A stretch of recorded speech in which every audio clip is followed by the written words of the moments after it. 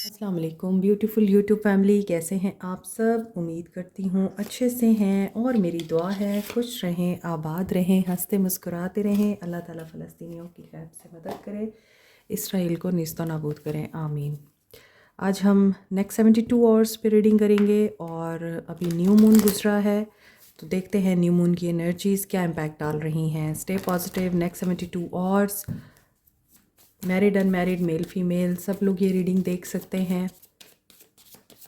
जिस इंसान को माइंड में रख के ये रीडिंग देखेंगे उसके साथ ये एनर्जी ज़रूर रेजोनेट करेंगी। ब्रेसलेट्स एंड पर्सनल रीडिंग की मालूमात के लिए आप व्हाट्सएप पे रब्ता कर सकते हैं और व्हाट्सएप नंबर आपको वीडियो में दिया जाता है। ओके जी, first card is luck is at your side. Good luck, good fortune and a time for healing. आपके लिए हीलिंग का टाइम आ रहा है। आप लोग हील कर रहे हैं और किस्मत आप लोगों का साथ दे रही है। न्यू मून की एनर्जी है and moon in Sagittarius. May be October का महीना आपके लिए इम्पॉर्टेंट हो, नवंबर का महीना।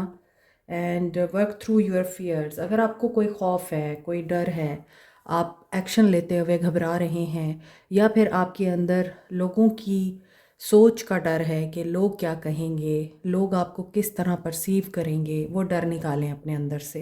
कुछ चीज़ें हील होने वाली हैं।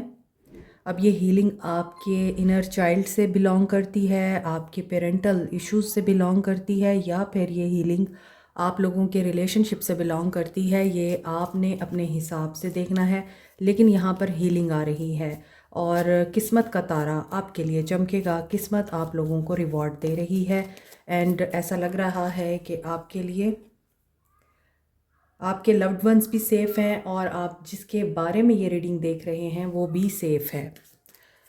पर्सन की एनर्जीज़ देखते हैं, न्यू मून किस तरह से इनके ऊपर इम्पैक्ट डाल रहा है। देखिए, न्यू मून जो होता है वो आपकी स्लेट क्लीन करने का टाइम होता है। आप बहुत सारी टॉक्सिक एनर्जीज़ को, टॉक्सिक बातों को और टॉक्सिक लोगों को अपनी ज़िंदगी से निकालते हैं। जब न्यू मून की एनर्जी आती है तो आप लोग कम अज़ कम दूसरों के साथ अगर कुछ नहीं कर सकते, अपने साथ ये करते हैं कि अपने आप को बेहतर बनाने के लिए एक लाया अमल तैयार करते हैं और आप न्यू बिगनिंग करते हैं। तो अभी इस इंसान की एनर्जी में लग रहा है कि ये पर्सन अपनों को प्रोटेक्ट कर रहा है एंड कॉन्फिडेंस बिल्टअप कर रहा है। Moon in Leo and new moon in cancer. देखिए, न्यू मून की एनर्जीज़ हैं और मैं न्यू मून की रीडिंग कर रही हूँ। यहाँ पे न्यू मून इन स्कॉर्पियो है, new moon in Leo, new moon in cancer and waning moon. और जब जैसे जैसे ये मून आगे बढ़ेगा, ग्रोथ में आएगा, वैसे वैसे आप लोगों को फील होगा कि यू आर बिकमिंग लाइटर। आप बहुत पॉजिटिव हो रहे हैं और आपको फजूल बातें नहीं सोचनी है। यहाँ पर what do you need to release की एनर्जी है, ये आपके पर्सन की तरफ है कि ये रिलीज़ करेंगे। और मेरा ख्याल है कि ये उन लोगों को या उन मामलात को अब अपनी ज़िंदगी से निकाल रहे हैं जहाँ पर इनको लगता है कि विन विन सिचुएशन है। कभी इनको लगता है कि ये विन करेंगे और कभी इन्हें लगता है कोई और विन करेगा। और ऐसा लग रहा है कि कोई तो सिचुएशन है जहाँ पर इस इंसान को जस्टिस चाहिए और ये एक बोल्ड डिसीजन लेने वाले हैं। आगे देखते हैं इनकी energies. Your persons energies for you. Fifth chakra, archangel Gabriel. Communication is coming to you. ऐसा लग रहा है कि कम्युनिकेशन आ सकती है। ये अपना ट्रुथ रिवील कर सकते हैं, आपके साथ एक्सप्रेस कर सकते हैं अपने इमोशंस को, अपनी फीलिंग्स को एंड यस, ये डर को रिलीज़ करेंगे।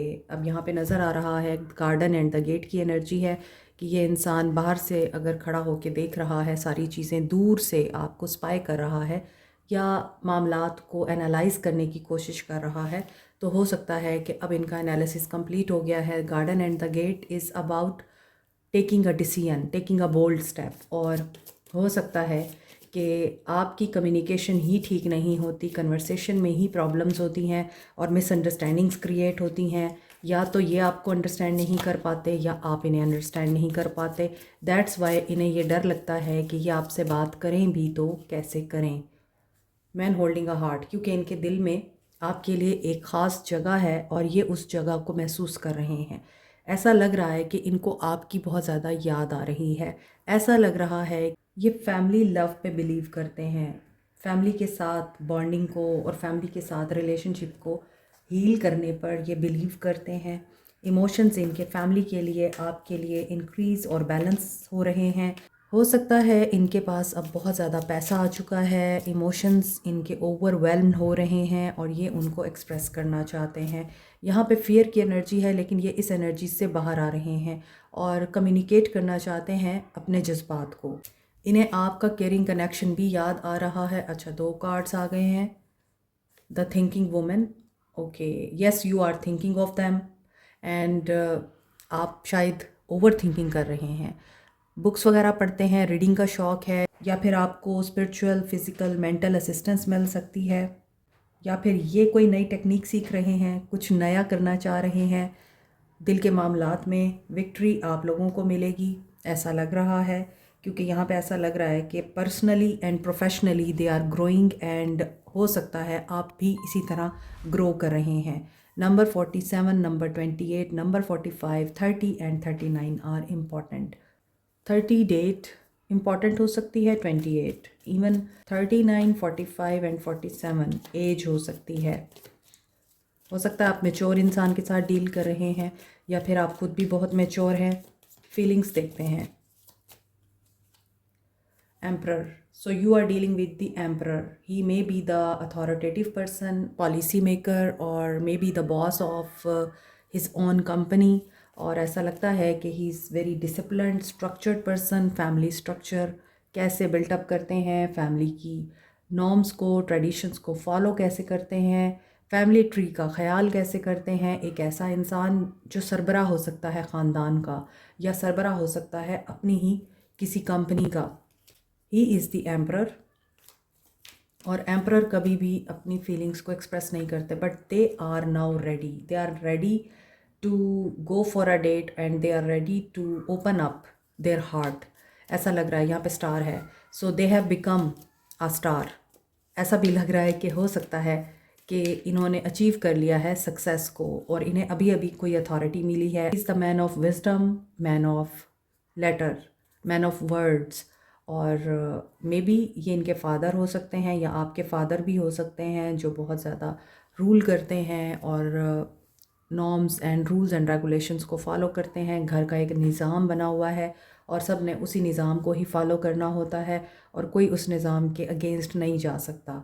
तो हो सकता है कि ये आपके फ़ादर हों या इस इंसान के फ़ादर हों, एंड स्टार की एनर्जी है, तो आप या ये पर्सन उनको मनाने की कोशिश कर रहे हैं, या फादर फिगर हो सकते हैं, ब्रदर हो सकते हैं, हस्बैंड हो सकते हैं ये। एंड ऐसा लगता है कि फ़ादर या बच्चों के साथ बहुत मामलात प्रैक्टिकली ठीक करने की कोशिश कर रहे हैं। मोर ओवर ये पर्सन, मुझे लग रहा है कि लाइफ में बहुत सारी स्ट्रगल्स करके ही आगे बढ़ा है। इसने अपनी ज़िंदगी की बहुत सारी जंगें लड़ी हैं और तजर्बा हासिल किया है। So he can be the philosopher, और मे बी इमोशनल होने के बावजूद ये पर्सन अपने आप को इसीलिए एक्सप्रेस नहीं कर पाता क्योंकि दे नो दैट इन्हें कोई अंडरस्टैंड नहीं करेगा। तो ये अपने जज्बात को अपने आप तक ही रखते हैं। मगर ऐसा लग रहा है कि ये पर्सन कोई डिसीजन लेना चाह रहे हैं, और वो डिसीजन इनकी अपनी लाइफ से रिलेटेड है। 7 ऑफ वॉन्ड्स ब्लॉकेजेस हैं, स्टबन नज़र आते हैं ये with the 7 of wands. Emperor की एनर्जी मुझे स्टबननेस की एनर्जी दे रही है। एंड बच्चों के साथ अच्छा सलूक करना चाहिए। अगर आप फादर हैं तो आपको ये बात सोचनी है कि आपने बच्चों को किस तरह से लेके चलना है। If they are not according to your expectation, तो इसका मतलब ये नहीं है कि आप उन्हें यूज़लेस समझें, या यही चीज़ हो सकता है आपके पेरेंट्स या फादर आपके साथ करते हैं, मगर इनकी इंट्यूशन हो सकता है ब्लॉक है with the 7 of wands. They are facing struggle.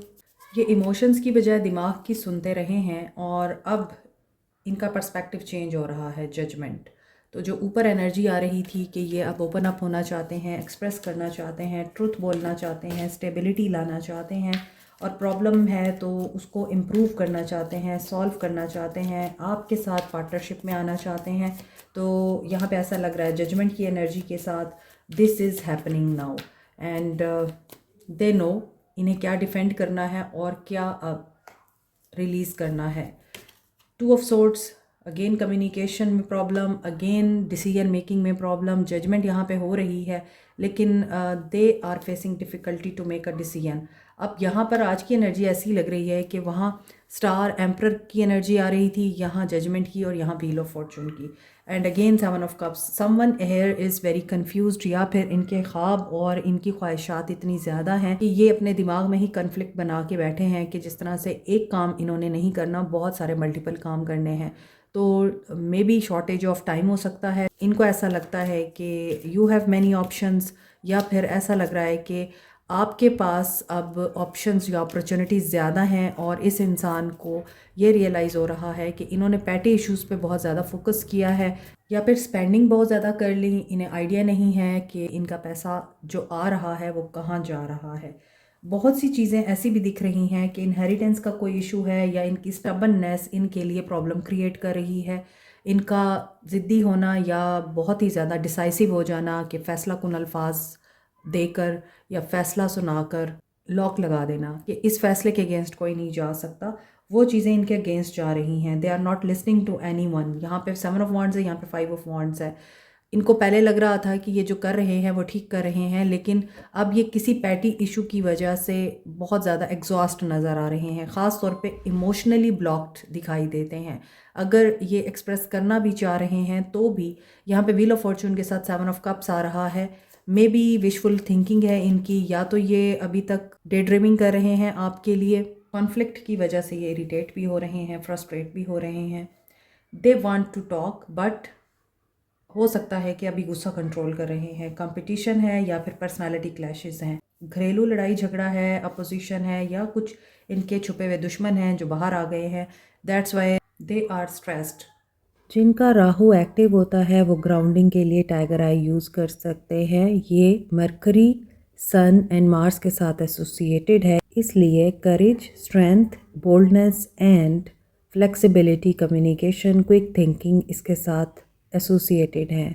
For good luck, expansion, growth and wisdom, wealth के लिए आप येलो सिट्रीन यूज़ कर सकते हैं। जुपिटर इसके साथ एसोसिएटेड है। Scorpio, Aries, Leo and Librans इसे यूज़ कर सकते हैं। पायराइट को सन एंड मार्स के साथ एसोसिएट किया जाता है। इसका ज़ोडिक साइन है लियो। इसके अलावा स्कॉर्पियंस, एरीज एंड कैप्रिकॉन्स भी इसको यूज़ कर सकते हैं। Power, self expression, leadership qualities के लिए, और ये आपका कॉन्फिडेंस एनहेंस करता है, विल पावर एंड क्रिएटिविटी को डेवलप करता है। As a stone of wealth, ये आप रॉ फॉर्म में या रिंग की फॉर्म में भी यूज़ कर सकते हैं।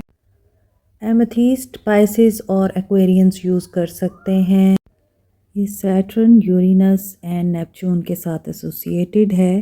पर्पल कलर पे होने की वजह से ये रॉयल्टी एंड वेल्थ को भी रिप्रेजेंट करता है। इसके अलावा ये डायमंड की रिप्लेसमेंट के तौर पे यूज़ किया जाता है। एमेथिस्ट रूहानियत को स्ट्रेंथन करने के लिए, मनफी तवानाई को रिमूव करने के लिए और किसी एडिक्शन को ख़त्म करने के लिए बहुत ही इफ़ेक्टिव है।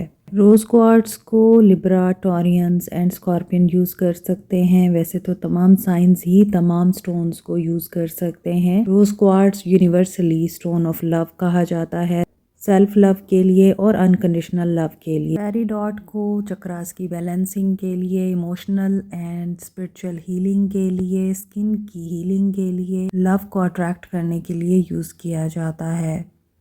Peridot Capricorn, Sagittarius and Gemini use कर सकते हैं। पेरिडॉट के बेस्ट कॉम्बिनेशन में है amethyst and rose quartz. Professional jealousy को ख़त्म करने के लिए, लोगों के हसद से बचने के लिए, नेगेटिव एनर्जीज़ एंड ईवल आई को रिमूव करने के लिए आप मिल्की क्वार्ट्स और ग्रीन एवेंजराइन यूज़ कर सकते हैं। मोर ओवर ग्रीन एवेंजराइन को लव अट्रैक्ट करने के लिए, रिलेशनशिप हील करने के लिए भी यूज़ किया जाता है। टॉरस, वर्गो, कैंसर ग्रीन एवेंजराइन यूज़ कर सकते हैं। एक्वा मेरीन को स्टोन ऑफ ओशन बोलते हैं। ये कम्युनिकेशन एंड कॉन्फिडेंस बिल्टअप करने के लिए, मोर ओवर सेल्फ एक्सप्रेशन के लिए यूज़ होता है। नो कॉन्टैक्ट सिचुएशन में आप लोग एक्वामेरीन यूज़ कर सकते हैं। Aries and Pisces aquamarine use कर सकते हैं। Black agate evil eye, negative energies and black magic removal के लिए मज़ीद डिटेल के लिए व्हाट्सएप करें। Cancer, Pisces, Scorpio, Aquarius, Libra, Gemini, Capricorn, Taurus, Virgo and judgement के साथ Scorpio, Aquarius, Virgo, Pisces, Libra की एनर्जी स्ट्रॉन्ग है। Action of your person, challenging time, facing struggle, feeling alone, but they believe that एक दिन ये कामयाब होंगे और रिलीज़ कर रहे हैं। अच्छा, यहाँ पर सक्सेस मिल रही थी, अब यहाँ पे ऐसा लग रहा है जिन लोगों को अभी अभी सक्सेस मिली है, सक्सेस मिलने के बाद उसको मेंटेन और रिटेन भी करना होता है। और कामयाबी के बाद जब आप ऊंचाई पे जाते हैं तो ऊंचाई पे जाकर आपको अपनी उस कामयाबी को प्रोटेक्ट भी करना होता है। तो ये जो आगे कंडीशंस दिखाई दे रही थी वो यहाँ एक्शन में नज़र आ रहा है कि किसी की रिप्यूट पर या किसी की सक्सेस पर बात हो सकती है, हर्फ आ सकता है, इन्हें अपनी अथॉरिटी, अपनी पोजीशन छोड़नी पड़ सकती है क्योंकि ये मेंटेन नहीं कर पाए। अगर आप कामयाब होने के बाद प्राउड हो जाते हैं और आप अपने आप को कोई चीज़ समझने लगते हैं तो फिर डिवाइन इंटरवेंशन होती है और फिर अल्लाह ताला बताता है ये कामयाबी मेरी दी हुई है तुम्हें और तुम कोई नहीं हो इस कामयाबी पे अकड़ने वाले। तो फिर अल्लाह ताला ऐसे लोगों को इसी तरह कोई सेटबैक देकर या कोई लेसन देकर उनसे वो चीज़ छीन लेता है, क्योंकि अल्लाह बेहतर जानता है कौन इस चीज़ को डिज़र्व करता है और कौन नहीं करता। तो जो लोग सक्सेस को हासिल करने के बाद फ़िरौन बन जाते हैं उनके साथ फिर यही होता है, उनसे उनका ओहदा, नाम, शोहरत ले लिया जाता है। तो इनके एक्शन में कुछ ऐसा ही मुझे नज़र आ रहा है कि कोई अपनी कामयाबी को यहाँ पर संभाल नहीं पाया और उनको फिर रीबर्थ के प्रोसेस से गुज़रना पड़ेगा, रिलीज़ करना पड़ेगा ये सब कुछ, और मे बी वो अपने नाम को नहीं बचा पाएंगे और ये चीज़ उनके दिल पे बहुत बुरे तरीके से असर करेगी। बैलेंस कायम रखना ऐसी सिचुएशन में मुश्किल होता है। New beginning, open up. तो आपके लिए जो चीज़ें नज़र आ रही हैं, दे हैव वॉकड अवे, लेकिन अब they want to return, they want to open up, they want to balance the situation. और ऐसा लग रहा है कि गिविंग एंड रिसीविंग की एनर्जी में आएंगे ये। तो क्या इनका एक्शन आएगा, आपसे बात होगी?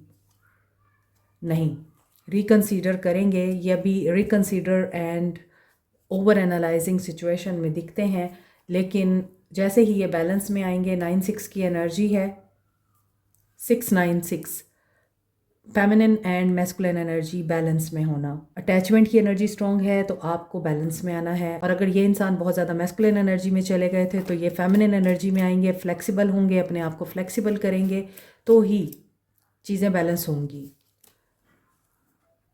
ग्रैटिट्यूड में रहें, आप लोग ग्रैटिट्यूड में रहें। फॉरगिवनेस, अब फॉरगिवनेस में बहुत सारी चीज़ें आ जाती हैं। अगर आपको गुस्सा आ रहा है किसी पे तो आप इस चीज़ को कंट्रोल करें। नफ़रत हो रही है, कोई आप पे ब्लेम लगा रहा है, आपको आइसोलेट कर रहा है और आपको नेगेटिव एनर्जीज़ फ़ील होती हैं किसी से, तो फिर आपको यही करना है कि उनको माफ़ करें। जैसे अब मुझे एक सिचुएशन याद आ रही है कि जब अक्सर बाहर हम जाते हैं तो फ़कीर हमारे पास आते हैं और हमारे पास खुले पैसे ना हों तो हम उन्हें कहते हैं माफ़ करो, हम उन्हें और कुछ नहीं कहते। तो आपको हर इंसान को यही कहना है, माफ़ करो। और ना ही मैं नफ़रत करना चाहती हूँ या करना चाहता हूँ, आपको ये एनर्जी प्रैक्टिस करनी है और उसी पे ही परसेवेयर रहना है, क्योंकि आपका रिलेशनशिप यहाँ हील होगा। और रिलेशनशिप में जो लोग आपको एक्सेप्ट नहीं कर पा रहे वो आपको एक्सेप्ट करेंगे। एंड एडवर्सिटी में भी आप लोगों को एक्सेप्टेंस में प्रॉब्लम होती है, आप पहली दफ़ा में ही चीज़ों को एक्सेप्ट नहीं कर पाते, लेकिन बाद में आप बैलेंस कर लेते हैं। तो यहाँ पे ऐसा लग रहा है कि बैलेंस भी आ रहा है, रिलेशनशिप भी हील हो रहा है। आपके लिए बहुत से लोग हो सकता है एक्सेप्टेंस की एनर्जी में आ रहे हैं, लेकिन आपको वो कहते हैं ना, एडवर्सिटी में भी ये सोचना है कि हर मुश्किल के साथ आसानी है, तो ही सब कुछ ठीक होता है। अपनी इमेजिनेशन और विजुअलाइजेशन पे भी गौर करें, बहुत ज़्यादा सोचने और बहुत ज़्यादा ख़्यालों की क्या सराई से गुरेज करना है आपने या परहेज़ करना है आपने। थर्ड आई चक्रा की एनर्जी बहुत स्ट्रॉन्ग है आपके लिए। मे बी आप बहुत ज़्यादा एक्टिव हो गए हैं और अब पिक्चर की दोनों साइड्स देखते हैं, इसीलिए आपके लिए थर्ड आई चक्रा के कार्ड ज़्यादा आए हैं। क्लैरिटी मिल रही है आपको। और ये बहुत ही अच्छे कार्ड्स आए हैं, perseverance, acceptance and balance. Soul messages of this person, love language is the tender and emotional feelings, so they are missing you, spirit soul path. इनके मिलने से आपका स्पिरिचुअल पाथ डिसाइड हुआ है या आपको अपने पर्पस का पता चला है, आप स्पिरिचुअल पाथ की तरफ आए हैं। और हो सकता है कि इन्होंने भी आपके मिलने के बाद feeling very connected to you, और इनको ऐसा लगता है कि आप में और इनमें बहुत सारी चीज़ें कॉमन हैं, इस वजह से ये आपकी तरफ अट्रैक्ट होते हैं। And maybe someone here is in the relationship where there is a blessing in disguise. कभी कभी टर्मोइल आपके लिए बहुत बड़ी ब्लेसिंग साबित होता है, और किसी के लिए ये वर्क प्लेस रोमांस था, और पर्सन जो है आपकी ब्यूटी और आपके ऑरा से बहुत ज़्यादा अट्रैक्टेड है। कहीं पर ये ट्विन फ्लेम भी हो सकते हैं आपके, और 969 की energy yin and yang balance करने की एनर्जी है, ट्विन फ्लेम की एनर्जी है। ये वो वाली कॉलिंग है जिसमें आप टेलीपैथिकली एक दूसरे से कनेक्टेड होंगे। Like, share, subscribe, comment, press the notification button, bell icon also. Thank you so much. Take care. Bye.